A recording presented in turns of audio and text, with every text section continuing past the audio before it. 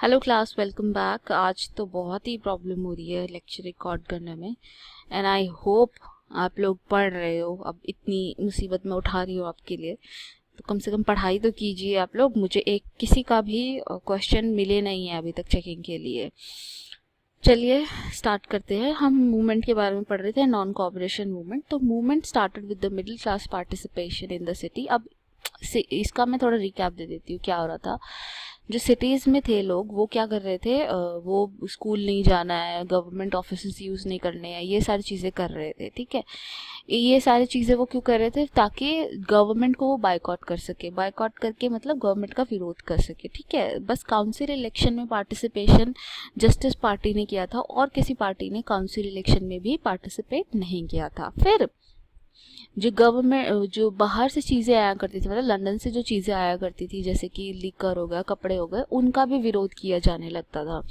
लोग उन्हें यूज़ नहीं करते थे। ठीक है, बड़ी मतलब फॉरेन जो क्लोथ्स की इंपोर्ट था वो भी ख़त्म हो गया था, उसको भी ऑलमोस्ट हाफ हो गया था, वो भी लाना बंद हो गया था। फॉरेन शॉप्स पिकेट हुआ करती थी, मतलब उन पे लोगों को जाने से रोका जाया जाता था। लोग वहाँ पे चेन बना के खड़े हो जाते थे और जान नहीं देते थे अगर कोई फॉरेन क्लोथ पे जाए, फॉरेन शॉप पे जाता था या कुछ था, तो ऐसा हुआ करता था।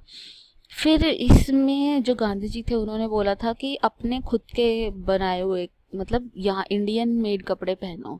बट यहाँ पे कपड़े बनाना बहुत ही महंगा था, क्योंकि यहाँ पे मशीनें नहीं थी बहुत सारे कपड़े बनाने के लिए। तो सस्ते कपड़े आया करता थे, विदेश से ही आया करते थे। ठीक है, तो जो यहाँ के पुअर लोग थे, वो बेचारे वो इतने अमीर खादी के कपड़े अफोर्ड नहीं कर सकते थे। ठीक है, तो उन्होंने फिर से वही पुराने अपने जो अंग्रेज़ों के यहाँ से आया करते थे कपड़े, सस्ते कपड़े, उन्होंने फिर से वो यूज़ करने स्टार्ट कर दिए। ठीक है, अब बच्चे वगैरह जिन्होंने स्कूल वगैरह छोड़ दिया था, अब देखो, अगर कोई ब्रिटिश स्कूल नहीं जाता, ठीक है, तो फिर कोई इंडियन स्कूल तो होना चाहिए ताकि वहाँ पे वो अपनी स्टडी कंटिन्यू करे। लेकिन कोई इंडियन स्कूल था नहीं, तो ऐसी कंडीशन में वो क्या करते हैं, चलो एक साल घर पे बैठ गए, लेकिन पूरा टाइम तो नहीं अब घर पे रह सकते, अपनी पढ़ाई भी तो उन्हें देखनी है। तो ऐसा करके वो मूवमेंट डाई डाउन हो गया। फिर पीजेंट्स थे, कंट्री साइड मतलब रूरल एरिया में। रूरल एरिया में लोगों की भी बहुत सारी प्रॉब्लम्स थी, जैसे कि उन फार्मर्स को जो था लैंड से निकाल दिया जाता था, कभी भी उनसे हाई रेवेन्यू मांगे जाते थे, उनसे बेगार करवाई जाती थी। ठीक है, तो ये रीज़न आप लिखेंगे, what were the reasons for rebellion in country side. फिर यहाँ पे आप एक अवध किसान सभा के ऊपर नोट लिखेंगे कि अवध किसान सभा कैसे बनी थी। अब यहाँ पे एक लीडर थे बाबा रामचंद्र। बाबा रामचंद्र जो थे, उन्होंने इन किसानों की जो भी प्रॉब्लम थी उसको नज़र में किया। उन्होंने देखा कि हाँ, इतनी प्रॉब्लम हो रही है, इतना सब कुछ हो रहा है, तो उन्हें कुछ करना चाहिए। तो उन्होंने मतलब ये मूवमेंट जो वो किसानों के सपोर्ट में कर रहे थे, उन्होंने नॉन कॉपरेशन मूवमेंट के साथ मिला दिया। उसी टाइम पे जवाहरलाल नेहरू भी यूपी के किसानों की जग मतलब प्रॉब्लम्स को समझ रहे थे, देख रहे थे कि क्या हो रहा है क्या नहीं हो रहा है। तो उन्होंने भी सोचा कि जो यूपी के किसान हैं उनको मिला के एक अवध किसान सभा बनाई जाए, उनको भी इस मूवमेंट का पार्टिसिपेंट बनाना चाहिए। ठीक है, तो ये वहाँ पे अवध किसान सभा हुई, ये बने। ठीक, फिर आज का जो मेन टॉपिक है, ये तो रिकैप हुआ, आज का जो मेन टॉपिक है वो है हमारा अबाउट ट्राइबल मूवमेंट। तो ट्राइबल मूवमेंट, ट्राइबल एरिया में क्या दिक्कत हो गई थी? ट्राइबल्स जो थे उनकी अपनी अलग प्रॉब्लम्स थी। अब वो प्रॉब्लम्स ये थी कि जैसे जो फॉरेस्ट था, ट्राइबल लोग तो फॉरेस्ट में रहते हैं, राइट? तो फॉरेस्ट में उन्हें काम करना है, फॉरेस्ट में ही रहना है, फॉरेस्ट से ही चीज़ें लेनी है, सारी चीज़ें फॉरेस्ट से ही रिलेटेड है, राइट? लेकिन गवर्नमेंट ने क्या किया, फॉरेस्ट को घोषित कर दिया कि फॉरेस्ट तो हमारी प्रॉपर्टी है और इस पे अब ट्राइबल लोग नहीं रह सकते, उनको वहाँ से निकाल दिया। अब जो ट्राइबल लोग बेचारे शुरू से ही वहाँ पर रहते थे, जिनको वो अपनी मतलब उनकी तो जन्मभूमि कर्म भूमि वही थी, तो उनको वहाँ से निकाल दिया। तो वो अब क्या करते? तो अब उन लोगों को बहुत बड़ी मतलब गंदी सिचुएशन में पड़ गए वो तो, कि अब उनके पास घर भी नहीं है, कुछ भी नहीं है। इसके ऊपर से वहाँ से फ्यूल वुड कलेक्ट करना, फ्रूट्स या कुछ कुछ भी चीज़ कलेक्ट करने के ऊपर भी रोक लग गई। अब वो लोग फिर कैसे अपना पेट भरते, कैसे अपनी चीज़ें करते, राइट। तो वो लोग भी परेशान हो गए। तो यहाँ पे एक लीडर आते हैं और उनको और उनको बेगार करने के लिए बोला जाता था। बेगार में उन्हें बोला जा रहा था कि फ्री में वो रोड बना के दें। तो वो मतलब बिल्कुल परेशान हो गए थे कि अब क्या हमारे साथ क्या ही हो रहा है।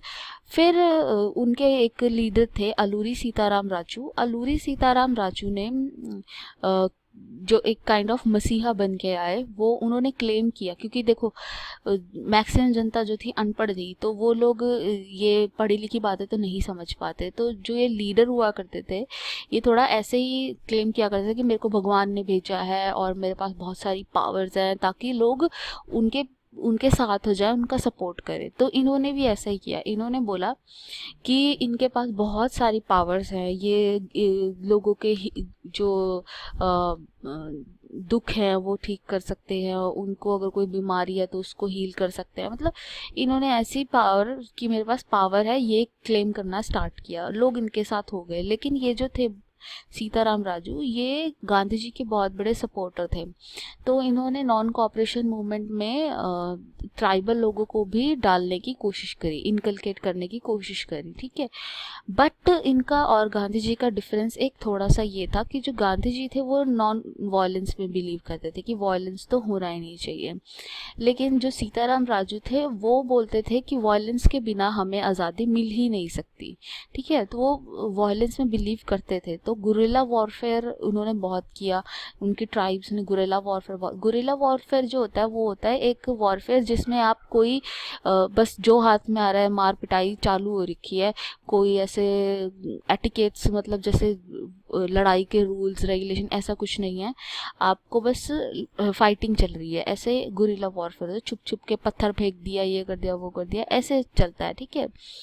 फिर हाँ, ये उनका मानना था, ठीक है। जो राजू थे उन्होंने लोगों से अपील करी, ट्राइबल लोगों से अपील करी कि वो लोग खादी पहने और ड्रिंकिंग को अवॉइड करें, ड्रिंकिंग ना करें, क्योंकि वो अच्छी नहीं बात है, ठीक है। फाइनली क्योंकि वो गुरिल्ला वॉर वायलेंस इन सब में बिलीव करता था, तो गवर्नमेंट ऑब्वियसली उसके पीछे पड़ गई। तो उनके पीछे पड़ने के बाद उन्हें फाइनली पकड़ लिया गया और 1924 में उन्हें फांसी दे दी गई, एग्जीक्यूट कर दिया गया, ठीक है।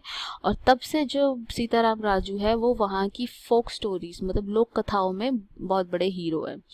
अब प्लांटेशंस में क्या प्रॉब्लम थी, ये तो हो गया अपना ट्राइबल एरिया। अब प्लांटेशन क्या होती हैं? प्लांटेशन होती हैं ऐसे एरियाज जहाँ पे खेती बिल्कुल फैक्ट्री की तरह की जाती हो। मतलब जहाँ पे खेती, एक तो होती है खेती हम नॉर्मली करते हैं, कुछ उगाते हैं अपने घर के लिए रखते हैं और फिर बेचते हैं, नहीं, यहाँ पे बिल्कुल फैक्ट्री की तरह होता है कि जो भी आप बना रहे हो वो एक्चुअली आपको बेचने के लिए ही करना है, और वो बहुत बड़े स्केल पे करना है। जैसे टाटा टी है, तो वहाँ पे कि आप बहुत सारे वर्कर्स को हायर करोगे, बिल्कुल सिस्टमैटिक मॉडर्न तरीके से पूरा होगा, पूरा फैक्ट्री टाइप बिहेवियर होगा। एग्रीकल्चर है लेकिन पूरा फैक्ट्री वाला कल्चर होगा। तो ये प्लांटेशन होती है। अब प्लांटेशन वालों की बेचारों की क्या प्रॉब्लम थी? उनकी प्रॉब्लम ये थी कि उन्हें घर जाने नहीं दिया जाता था। जहाँ से वो बिलोंग करते थे वहाँ पे वो जा नहीं सकते थे। ऐसा क्यों?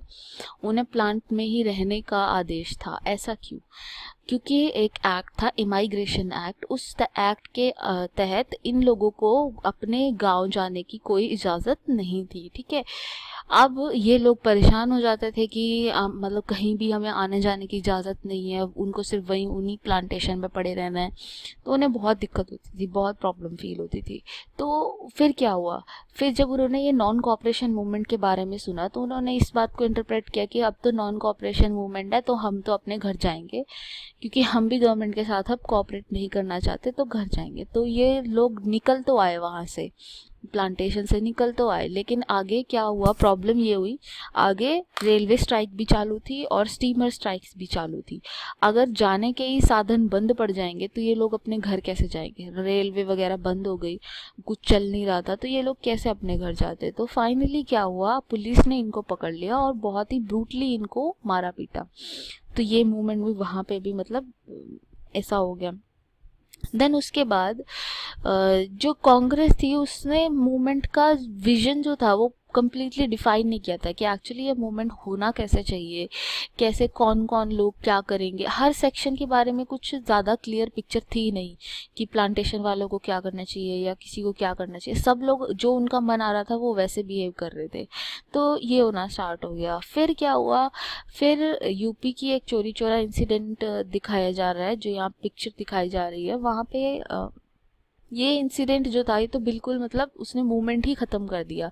नॉन कॉपरेशन मूवमेंट का वो एंड हो गया। हुआ क्या था कि गवर्नमेंट जो ये पुलिस था, पुलिस वाले थे और जो लोग थे, उन लोगों की उनकी आपस में एक झड़प हो गई।